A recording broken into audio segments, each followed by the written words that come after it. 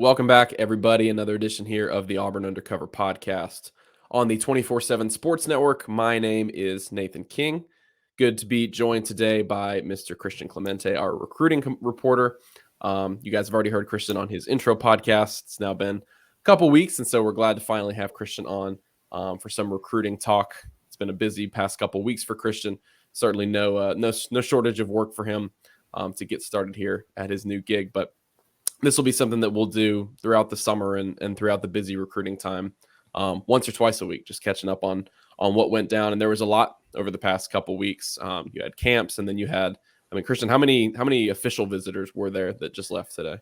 There were 8 guys today, and then you had 5 last weekend, I believe, and then you've got another big group coming up this next weekend. So, it really doesn't stop. Yeah, and it's a good start to June for Auburn. Of course, they are looking to improve that 2023 recruiting class, which in terms of the guys they've got on board is just fine, but it's a small class compared to some of the other ones you look around the country. We'll get into that a little bit later. I definitely want your opinion on who you think could be next to pop for Auburn and kind of the direction Auburn fans should be looking. But so we'll talk about some of the official visits that Auburn had over the past couple days, over the weekend. Then we'll get a little bit into the camps. But a guy that you wrote about today, Keldrick Faulk, you wrote about the class of 2023 being a really important position, being a pass rusher.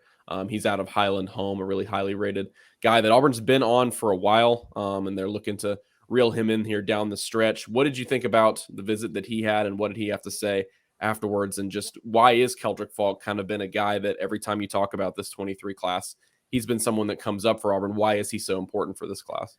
Yeah, so you kind of touched on it. He's an edge rusher. Auburn only has 3 of those guys on scholarship on roster right now. 4, I guess, if you want to count Joko Willis, who might be moving over to that room now. But point being, you need to get 2 to 3, maybe even 4 edge guys in this class. And one of the best ones is Keldrick Faulk. So just from down the road at Highland Home. And this is a kid that Auburn has been recruiting for a really long time now. And, when that whole kind of Brian Harsin saga, whatever you want to call it, happened in February, it looked like it was going to negatively affect this recruitment. It looked like Auburn had fallen out a little bit. And then he comes on a spring visit and he's like, I think Auburn is stronger because of this. He was very impressed with the coaching staff and how everyone was working together. And he's always had really, really good things to say about Auburn. And that was the case again today. He's a real quiet kid, really nice kid though. And he was really impressed with Auburn. He's coming off a Clemson official visit. He's still got Florida and Florida State remaining. But those are really kind of his top 4. He said they're all kind of around the same spot. I would probably lean Auburn in this recruitment right now, but this is probably going to be one that's going to go down to the wire with all 4 of those schools involved. You talked about Clemson there. I wanted to just hit on this really quickly, talking about Auburn's top running back target in the class of 2023. This is something that I was at camp with you a couple days ago. And I guess was a little bit out of it on vacation. You let me know that Clemson might be a bit of a thorn in Auburn's side in that regard too, maybe coming up in the next few months. Yeah, so Jeremiah Cobb, that's a kid who's he's going to be officially visiting Auburn next weekend. But he was at Clemson last weekend, the weekend of June 3rd. And that's that's kind of a late development. It looked like it was Auburn and Tennessee, maybe with Texas kind of on the outside there for Jeremiah Cobb. And now all of a sudden Clemson gets involved. So that's interesting. And we've seen what Clemson can do just over the past couple weeks. D. Creighton goes and visits Clemson, cancels his Auburn visit. Hunter Osborne goes and visits Clemson, and then also visited Alabama, and then he cancels his Auburn visit.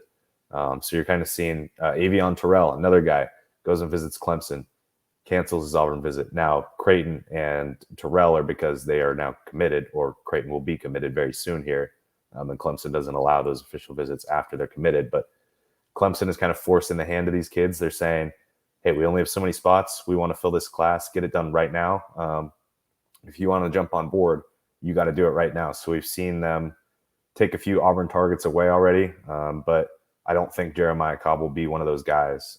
Maybe in the end he will be, but you'll most likely still see Jeremiah Cobb here next weekend. And I still would probably lean on Auburn as the team to beat when it comes to Jeremiah Cobb. I did not realize it was that extensive with what Clemson was doing, but I guess that's not specific just to Auburn. I guess, like you said, that's a rare rule for them. I don't really know if anybody else has it. You would know better than me. I don't think so. It's kind of the Dabo way over there. The Dabo thing. Yeah. Same way with the transfers. I mean, they've only got one transfer. They don't really lean on the portal that much. So, but it works. Whatever works for them. But before we move on to other guys this weekend, it just came to me as well. Another recruitment that is getting interesting, maybe because of another power program getting in on the outside. Brock Glenn.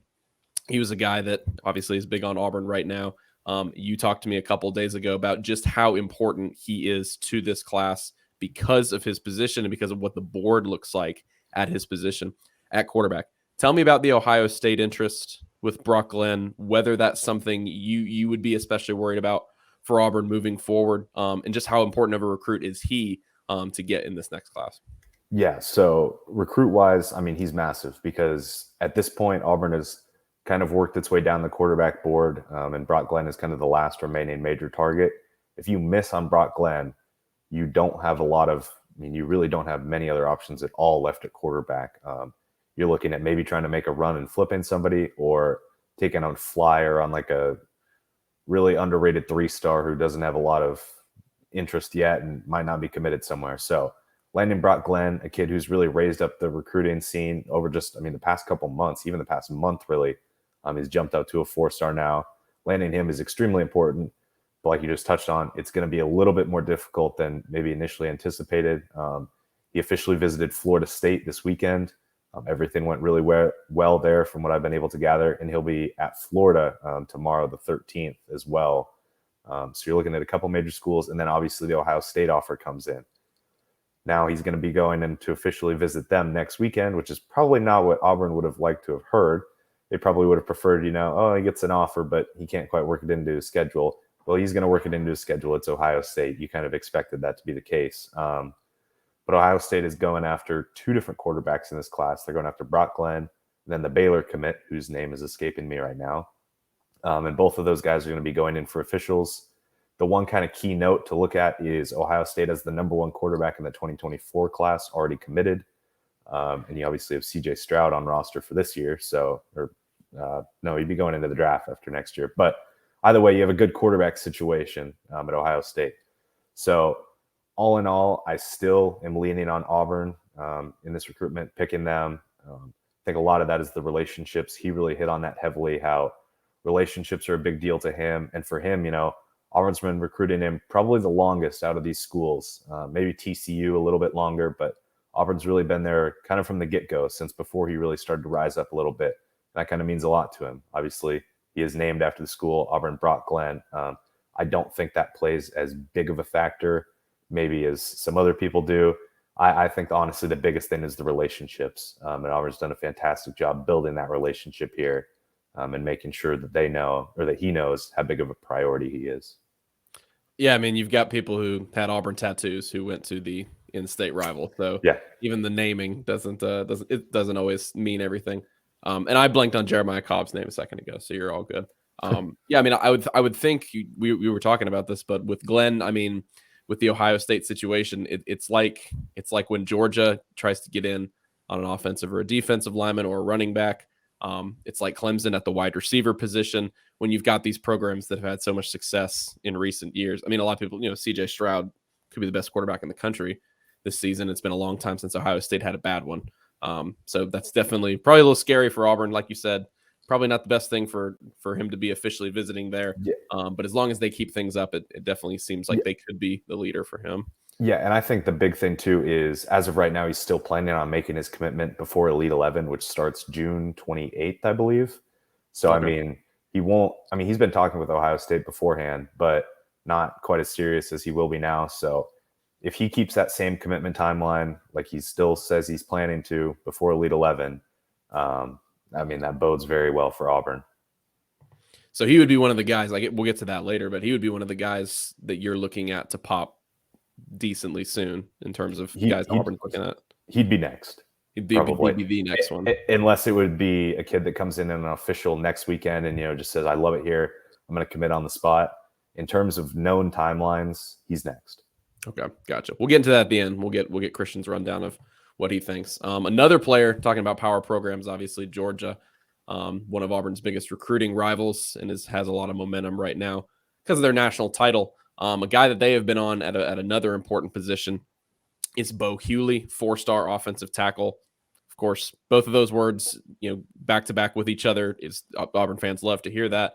Auburn wasn't able to get, it's a couple years ago, Broderick Jones was a guy that's 5-star offensive tackle that they thought they were going to be able to pull away from Georgia. But the Beau Heuley thing seems like Auburn just keeps reeling him back in and keeps things interesting in terms of he is committed to Georgia. But I'm interested today, you talked to him today.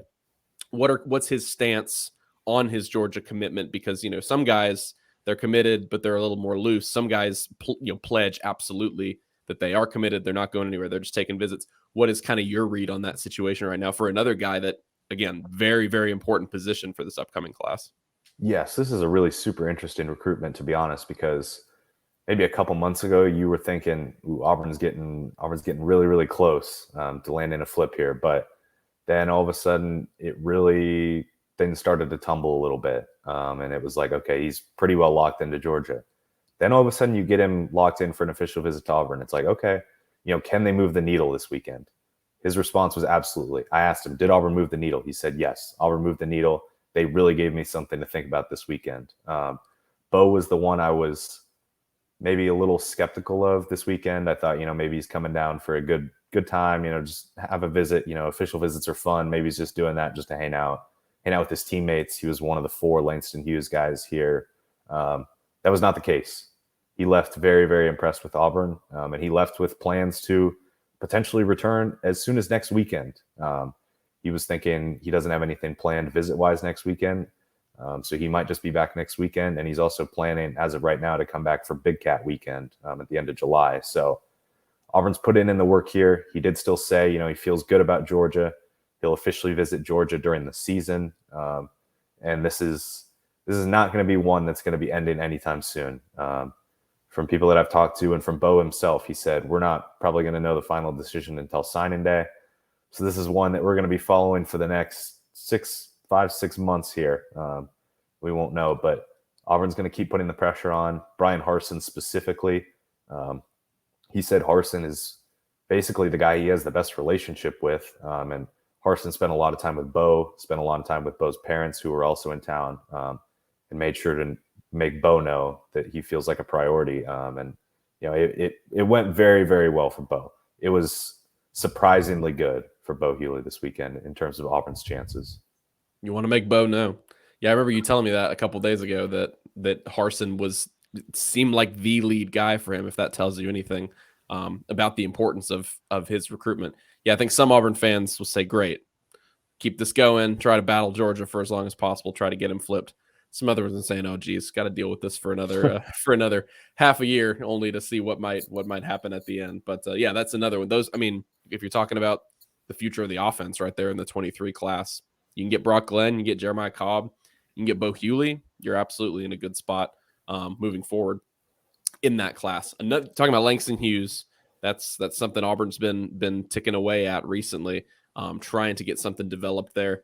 Obviously, a lot of talent. Another name that had a bit of an interesting twist today was Jelani Thurman, who has a good relationship with Terrence Love. We talked about Auburn's 23 class, only 2 commitments at the moment. One of them is the 4-star safety, Terrence Love. That seems to be paying off for Auburn at the moment.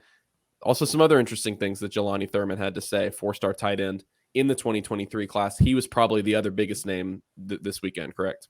I would probably say so, yeah. I mean, he, in the 24/7 rankings, he's a top 100 guy. I think he's the number 3 overall tight end. So very talented guy, similar to kind of like a Landon King, but I've been told he's a little bit more advanced in his blocking probably at this stage. So kind of a hybrid player a little bit, but very talented. Christian, do you have any response to being called Mr. Personality? I do not have any response to that. I choose to not see that as sarcasm. Christian is absolutely Mr. Personality. We're glad to have him on here. So, Christian, last thing I wanted to get to talking about this weekend. What are you looking at for the next week? I guess the guys coming within the next few days, whether it's going to be something at the end of next weekend. And then since we haven't talked about it here on the podcast, you had it last week, but Big Cat is back. That's something that's a few weeks off from now, but that's a huge recruiting weekend, not only for Auburn football, Auburn basketball. Just kind of how did that go about getting on the books for this year? Because again, huge recruiting event for them. They try to get it going every single July. Yeah, so Big Cat set for July 30th. So they're kind of right after the dead period ends, and it's going to be huge. I mean, last year Big Cat was, all things considered, pretty decent because they didn't start setting it up until like 2 weeks in advance. I mean, this year they've already had it in the works for quite a while.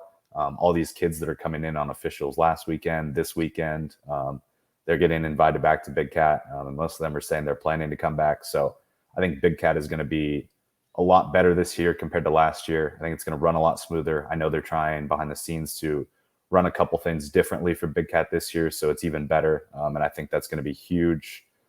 Looking ahead to next weekend, we touched on it a little bit. Jeremiah Cobb is going to be here. You're looking at Lewis Carter, a linebacker. I believe he's out of Florida, maybe Georgia. I need to double check on that. But he's probably, CJ Allen was in this weekend. I think he's more of a Georgia lean. And, you like Jaden Osbury a lot at linebacker, but you probably want a second, maybe even a third guy in this class. And I think that could be Lewis Carter. You're also probably looking at Connor Liu, an offensive lineman coming in as well. He's more of a center, but maybe could play some guard a little bit at the next level as well. So interesting there when you already have Braden Joyner committed, but Auburn's really just kind of trying to stack up a little bit there along the offensive line. Some other names to look out for are David Hobbs and Anthony James as well, some defensive linemen. Then camp-wise this week, you've got the offensive line, defensive line camp on Wednesday, the second one. I think they also have a specialist camp that day as well, but less concerned about that because they already brought in the top 2 punters for the last elite camp for the class of 2024. And then you're also looking at the first of 2 7-on-7 team camps on Thursday, I believe. So we're kind of getting to the end of camp season now. But so far, I think it's been really successful for Auburn.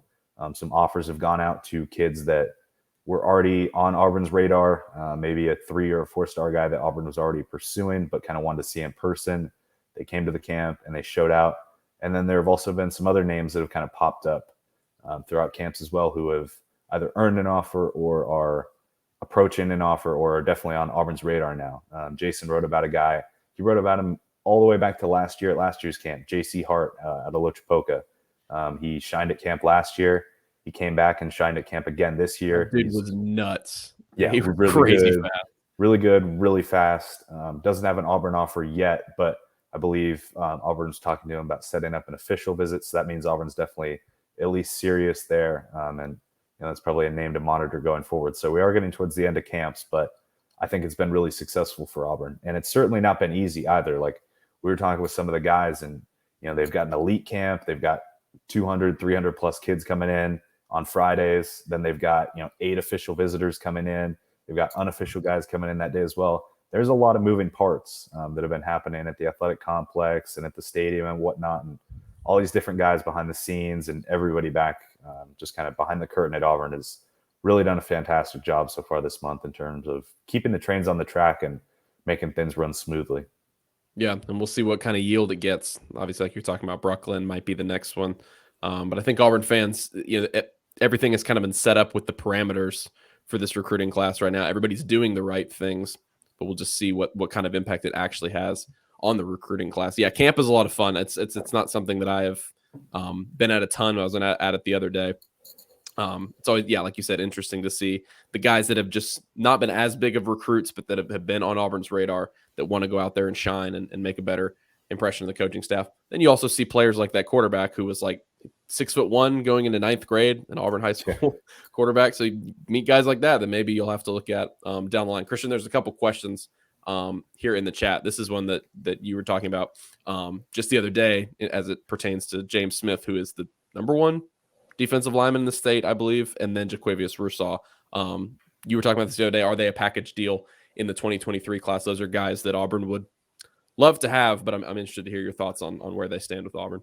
Yeah, so right now the last thing we kind of heard is that there's about a 70-75% chance they're a package deal. In all honesty, if I'm just guessing, I think they're a package deal. Auburn is getting both of those guys in for an official on the weekend of June 24th. Jason reported that, so that's really big that they get them in for an official. But Man, this is going to be a battle. Georgia, Alabama, Auburn, Clemson, every big name school you could possibly think of wants these kids. They're from just down the road. They work at Madhouse, kind of over in Montgomery. So Auburn's pushing really hard.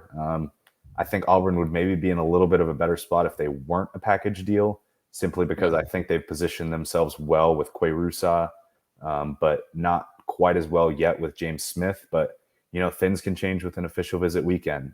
I really didn't think Auburn stood in a great spot necessarily for Beau Heuley like 12 hours ago. And now you ask me, and I think they stand in a much better spot. So we'll kind of have to wait and see until after they're official. But as of right now, I'd probably predict them to be a package deal. I want to get this one on here too. The old bunker. I don't know what Yates are all Utes. Utes. Okay. Okay. I don't know. Is that a northern thing? I don't know what that means. I think he meant to say youths, maybe. Youths. Okay. Oh, I see now. I was like, yeah, I hope I didn't put some sort of like naughty word on screen accidentally. Okay, we got a couple ones here, Christian, and then we'll get out of here. From Kerry Yang, who I hope is still on here. He just says, "How do you feel about Jeffrey Mbaugh?" Yeah, talking about Jeffrey Mbaugh. I like Jeffrey Mbaugh a lot, and I think that it's really important that he gets healthy for this season, because that defensive line depth wasn't good, and now it seems like with him and Marquise Robinson, it might actually be decent. Yeah, him, Marquise Robinson, Jason Jones, Marquise Burks. I mean, you're feeling pretty solid about that defensive line depth that you've got, and the starters that you have there as well, obviously, too. I don't know how much Jeffrey Mbaugh plays this year, because he is going to be behind Colby Wooden. He is going to be behind Marcus Harris, but he's certainly going to be a guy that works his way into that rotation in some aspect. And I mean, you guys all know it. He's a massive human being. He'll find a way to get on the field and make some plays. So I like him a lot. I don't know if he's a major impact player immediately this year, but I don't think that's because of his talent. I think that's just because he'll have to wait his turn just a little bit. We were talking to Harson in, goodness, which stop was this? It was Columbus. It was just me and like one other guy there, and asked him specifically about Jeffrey Mbaugh after we had gotten done talking about Morris Joseph, the D-line transfer from Memphis. And Harson said that he had note of all the players that were injured and out for the spring. He said it didn't burn up anybody as much as it burned up Jeffrey Mbaugh. He said sometimes he would even get like too close to the action, not in pads or anything, and they would have to be like, all right, dude, you can't actually participate. So that's always good to hear from a defensive guy. He'll be itching to go. Talking about Owen Papo, Jarquez Hunter, all those kinds of guys. And Zach Calzada, of course, is the big one. Interested to see what that looks like when they all come back for fall camp. Another one here from Michael. This is, I guess, a question a little bit more for you, Christian. It says, how are we going to finish up in the transfer portal going into the fall? And then from Charlie, any more offensive? So those kind of go together. Any more offensive linemen in the transfer portal? What are your thoughts on that? Because it seems like they could be in a position to be done at this point. Harson said he wanted the entire roster done by the end of May, and now we're in the second week of June. At the same time, offensive line probably wouldn't be the worst thing for this team. Yeah, I think they're pretty well wrapped up in the transfer portal at this point. I think maybe if a surprise name pops up, and if they feel like they're able to get a waiver to get him to play immediately, maybe you go after him. But at this point, everybody that's in the portal for the most part. You know where your roster stands. You filled the hole at wide receiver. You get DeZalen Worsham. You get Coy Moore from LSU. You get those guys, so you feel good there. You get a safety in Craig McDonald. You talked about Morris Joseph. So you get some guys through the portal to fill some of those holes. I know people want offensive line. Once everybody kind of came back for the most part and decided they were going to come back, that was basically the transfers you were getting, because you bring back so many guys with so many combined starts. It's nearly impossible to bring in guys to the transfer portal just because, these guys, they're not stud offensive linemen that are coming back, but they're experienced enough to the point where if a transfer is coming in, why would you come here and fight a guy like an Austin Troxell or a Nick Brahms who's been starting for several years at Auburn when, you could go somewhere else and you could be almost guaranteed a starting position. So it was kind of a tough spot for Auburn in the sense that everybody decided to come back, so you couldn't attack the transfer portal, but also everybody did come back, so you kind of keep that chemistry and you keep some of those same guys and hope that you're able to develop them and improve along the offensive line as well. Yeah, then you might actually have your quarterback be alive this season, which is going to be important for them. There's a couple here that are pretty similar. I guess this is just turning into a little Q&A. That's fine. Okay, which wide receiver will have the most impact? And then also we have a question: what do you think about the wide receivers in the portal? So you just talked about Zaylen Worsham from Miami. Didn't play a snap. Well, actually, he did play one snap, one singular snap in 2 seasons. It was against Florida State, but he didn't record any stats in 2 years at Miami. One of the best receivers actually in Alabama high school history. I think he's like 7th all time in receptions from Hewitt-Trussville. So a productive player, but he had 2 separate hip procedures from his senior year of high school to now. I think he had one the end of his freshman year at Miami as well. So that kind of stunted his progression a little bit. And then you talked about Coy Moore from LSU as their most recent addition. I think you and I are on the same page that if Coy Moore, if they can get him into kind of being a shifty playmaker in space, which Jaquivious Johnson is that, Tarvarish Dawson, they want him to be that. But if you can get another guy like that to be able to make those plays kind of shallow in space, I like Coy Moore a lot. I think Zaylen Worsham is maybe on the opposite end of you're just kind of seeing how he progresses. You're just adding depth, whereas Coy Moore probably could come in and be in the top 4 or 5 of this rotation immediately. Yeah, I think Coy Moore steps in and starts, or is at least in that very top rotation right away. He was actually leaving the complex today with Zach Calzada. Those two were working together for a couple hours today. We saw Zach and Coy walk in, and then both walked out a couple hours later. So they've been getting a lot of work in together, and I think Coy Moore is in a fantastic spot. You kind of hit on it. Zaylen Worsham is a little bit of a question mark just because of those injuries. He was, from everything that I've heard, having a really solid spring down at Miami, but decides to transfer, head a little closer to home at Auburn. So, he's kind of a guy where you were thin in the wide receiver room, so you're willing to take him, and, it could honestly work out really well. He could end up being really good, or worst case scenario, you get some depth in that room that you desperately needed. And then I think you got to touch on the 2 freshmen that just enrolled a couple weeks ago as well. Camden Brown comes in from St. Thomas Aquinas, and Omari Kelly, another Hewitt-Trussville wide receiver, comes in. So you get a nice little boost of 4 more guys at the wide receiver room now. I think extremely highly of Camden Brown. I think he's a fantastic player. I think he sees the field in year 1. He's kind of that big physical body. Xavier Capers is a big body. I don't know how physical he is necessarily. Camden Brown is a big physical body that can go out there and win some jump balls. So Camden Brown looks like Seth Williams when he's he does. So you like him a lot, and Omari Kelly too. I've heard really good things about him so far as well. So I think you feel pretty good about the 4 guys that you just brought in the receiver room. Yeah, and if a Shed Jackson, if a Jaquivious Johnson, if a Malcolm Johnson Jr., if all those guys take the presumed expected, it's the next year step forward. Heck, if a guy like Shedrick Jackson just kind of keeps up his momentum from last year, because the last 4 games of the season, I think he had 200-yard games there, and he had the bulk of his yards were in the final few games of the season. I think, like you said, there's a lot of talent in this receivers room. It's pretty much a duplicate of what we had last year, maybe without a guy like a Kobe Hudson, but there's all that talent. It's just how are they going to go out there on the field? How are they going to develop chemistry with whomever the quarterback is?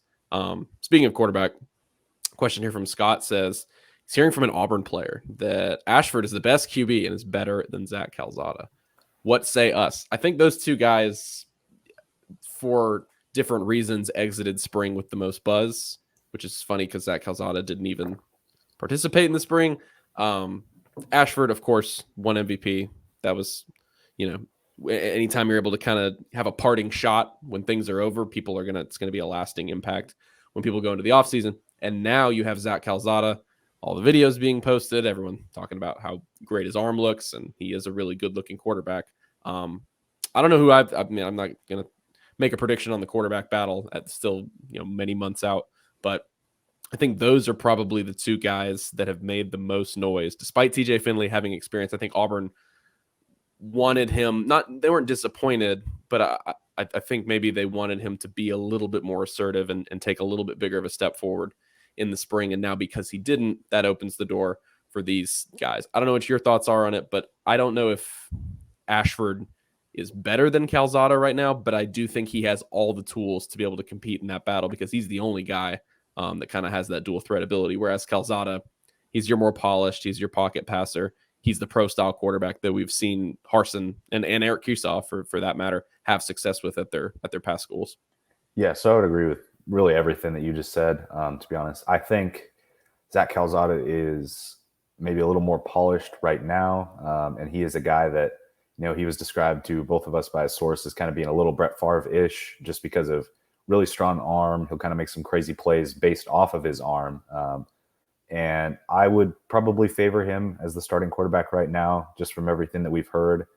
But, Robbie Ashford just brings a different element to the game. And if Auburn's offensive line is not improved or a little bit better, you might need that different element to come in, because Zach Calzada is not slow. He's not unathletic, but he's nowhere near what Robbie Ashford brings. So I certainly think Ashford is really talented in some different ways compared to Zach Calzada. And he certainly brings a different aspect as well. And I mean, I think you had it in a VIP buzz a couple weeks ago. Even if Robbie Ashford is not the starter, he will see the field.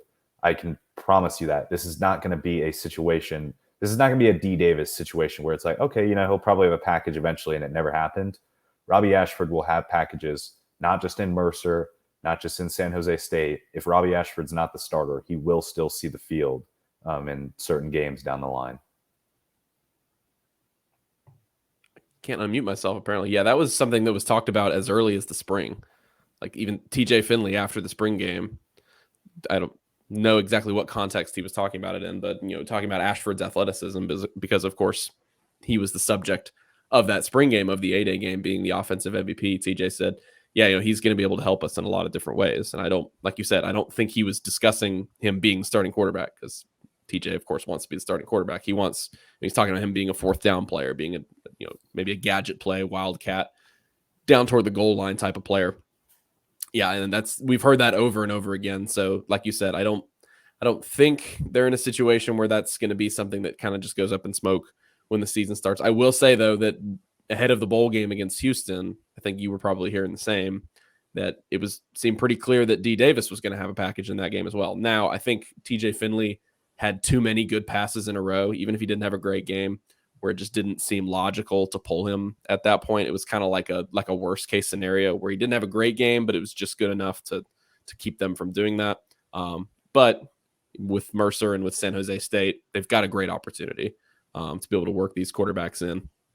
Although San Jose State might present a little bit more of a challenge than Mercer, but definitely you've got those two couple games before Penn State. We'll do a couple more here. Let me make sure I don't miss anybody. Appreciate everybody hopping in. This is actually one of our better, more successful live streams that we've had in a while. We've got questions from Facebook and from the YouTube live stream. If you guys aren't subscribed already, please do that on YouTube. We actually just hit 3,000. I think I told somebody the other day we were just under 3,000. We just hit 3,000 subscribers on YouTube. My goal is 5,000 before the season starts. So maybe we'll be able to hit that. And so appreciate everybody jumping in today. One here, this is related to the transfer portal.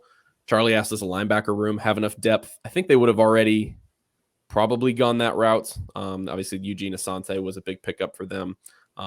Big. He had a little bit of experience there at North Carolina, but we had just talked about that a little bit, Christian, with the transfer portal. I don't see linebacker as being a big priority here before preseason camp. No, I think you're good. You've got Owen Papo as the number one guy. Bring in Eugene Asante. You still have Wesley Steiner. You have Cam Riley, Desmond Tisdale. Robert Woodyard looks fantastic in person. I was maybe underrating him a little bit. I don't know why. He's a guy that flipped from Alabama. Very highly rated guy as well. I just kind of forgot about him a little bit, but seeing him in person this week, he looks fantastic. You have Joko Willis, who's kind of working in linebacker and edge as well now. So I think you're fine at linebacker. Speaking of which, Ferg asks, what do y'all think about Joko Willis moving to edge? Yeah, it's not something that's been talked about a bunch. It is officially the position group picture time of year. I remember it happened two separate times with Devin Barrett, where he was like, no, he's taking pictures with the receivers. No, he's taking pictures with the cornerbacks now. But Joko Willis was with the edge group. I think Jason pointed that out on Twitter. Yeah, I mean, Joko Willis, look, that's exactly what you wanted from him last season, where it was like 3 or 4 big plays on special teams. And then, I mean, he only played a few snaps a game on defense. So there wasn't really much of an opportunity there, but a really, really athletic player within that defense. And look, if they don't think that he's going to be able to contribute as much back there in a more, prototypical linebacker spot. It does make sense. I do wonder what that means for, Cam Riley. This is somebody we've been talking about for like 3 seasons now. That's having the body type to go to edge. Jeff Schmedding even like teased at it last season and then never really got around to it. So I am wondering what that's going to look like. But I mean, you talked about it with there only being 3 scholarship guys. They have to figure something out because converted walk-on tight end Hayden Bryce was their number 4 in spring practice. Like, no joke. He was the guy who was going to be playing snaps. And so if you don't go out there and get an edge guy in the transfer portal, which they did not do, then you've got to figure something out. And I think Joko Willis has a good opportunity to contribute there. He's got definitely a lot of athleticism. Yeah, you had to find somebody, and it was probably going to be either Joko or Cam Riley, and you go with Joko. He brings fantastic speed off the edge. I'll always remember that play against LSU where he just destroyed the player. I think it was on the kick return. Maybe it was a punt return, but special teams, whatever. He's got great speed. He's got great speed. I think he can be a guy because you're not counting on him. I mean, he really is the 4th guy. You're only counting on him to get maybe a few snaps coming off the edge each game. He can do that pretty well with his speed, his athleticism. So I think it's a pretty solid choice, solid spot for him to see the field this year. I've liked Joko Willis really since they signed him. So I think that was probably a good choice. But like you said, kind of curious what happens with Cam Riley now. Yeah, I'd love to see Cam Riley just contribute at the straight linebacker spot, but it does seem like Wesley Steiner is sort of that number 2 behind Owen Papo. Maybe it makes more sense to leave Riley there because of how important that spot is too. I mean, I know edge is important as well, but especially if Owen Papo isn't 100% to start the season, you need those guys to be good. That's something that's probably not being talked about as much as that linebacker spot for Auburn. Seems like it's in a decent spot, but nobody besides Owen Papo has really proved anything. And so maybe this gives Cam Riley an opportunity to focus more on that position. Christian, we got asked if Auburn will beat Mercer. Yes. I don't know what your thoughts are on that. Mercer actually is interesting because they return, they return their starting quarterback, their starting running back, 2 of their top 3 receivers, and 4 of their 5 offensive linemen from I think it was the number 2 scoring offense in the Southern Conference. So that'll be a nice little test, actually, I think, for the defense. I don't think the offense will have a lot of problems going against a Mercer defense. Like Tank Bigsby could probably go for 200 if he wanted to. But I will say one thing. You cannot get yourself into a Georgia State situation with either of these 2 teams before Penn State. This 5-game stretch to start is way too important.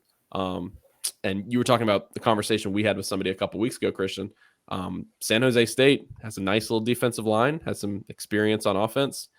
The person we were talking to said, you can't mess around with them. You got to play your A game, and you got to make sure you go in there and execute, because that will turn into Georgia State, which was not a good look for Auburn last season. And so, yeah, I mean, I think obviously both of those games should be pretty decisive victories, but I don't think you can afford to have a shaky performance before Penn State comes to town, just because of how important. Like you have to go 4-1 or better during that stretch, or else the rest of the season looks really rocky. Yeah, you want to feel really good momentum-wise, and you also want to put on a show a little bit. Jumping back to recruiting, I mean, a lot of these guys are saying, I really like Auburn. I really like talking with the coaches, but I want to see it on the field. So you got to make an impact there, and you got to start the season strong. I think if Auburn does start the season strong, 4-1, 5-0, this recruiting class could take off. Like then and there, you could start getting some guys on board. So can't afford to be caught sleeping those first 2 games. Yeah, it's really important when you've got a coaching staff that's going this early. I mean, they didn't have the big splash last year in the recruiting class, but they have an opportunity to redeem themselves here. And it's like we were talking about earlier. They've had so much success setting things up and getting visits and getting guys on campus and making things improved. Everyone would tell you, and you talked about it earlier, everyone would tell you that things are improved overall in the recruiting front from last year. Now it's just about getting those guys, and so much of that is dependent on what they do on the field this season. We'll take one more, and then we will hop off here.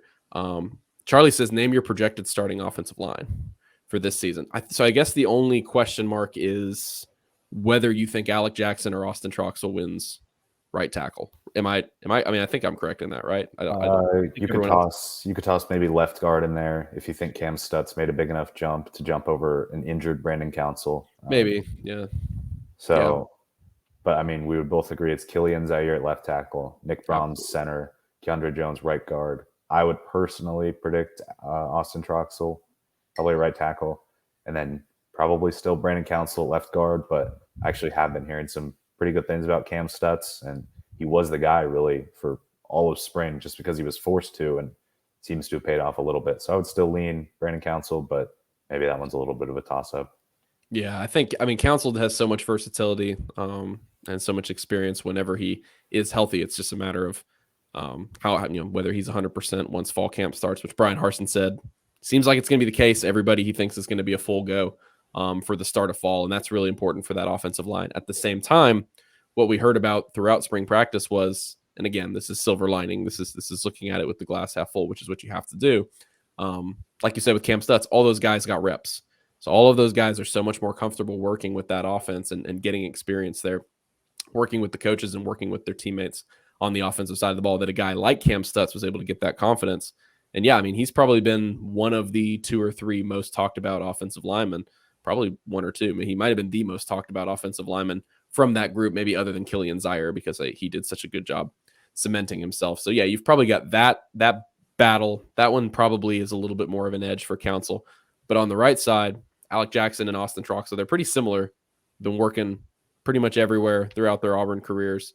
Both have started at left tackle before, and I don't know if Alec has ever started a game at right tackle, but Troxel has definitely had plenty of experience there at right tackle as well. But yeah, I'd probably say Troxel as well. But for him, it's about staying healthy and making sure his knees are working well.